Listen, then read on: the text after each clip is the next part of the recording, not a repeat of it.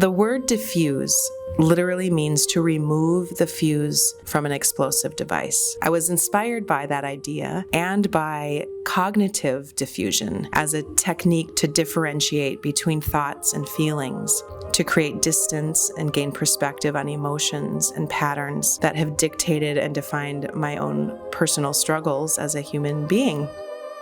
My work as an artist over the past 4 years has been about identifying my own components of baggage from lived experiences, as well as exploring the epigenetically inherited trauma from my ancestors, shining light on hidden and lost stories, and unweaving from the force of whiteness and a colonizing mindset on who I felt I was allowed to be. The process of preparing for this exhibition stemmed from reestablishing my relationship with order. Instead of running away from a binary order or structure that ultimately dictates one correct outcome, I approached my unlearning through sacred geometry. As my 4th grader's Montessori teacher explained, geo means earth. So geometry is measuring the earth. My mind shifted and sought to know structure as it reflects the natural order of the earth, as a complex, intertwined, infinite order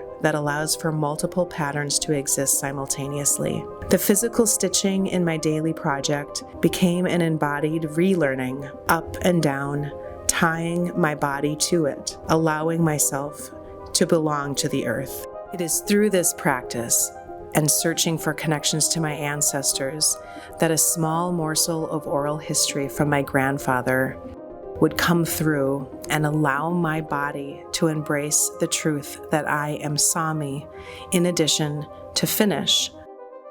And as I begin to learn what that even means for me, I'm beginning to realize that my struggle to navigate the forces and urges to change myself in order to fit into dominant culture preceded me more deeply than I could imagine.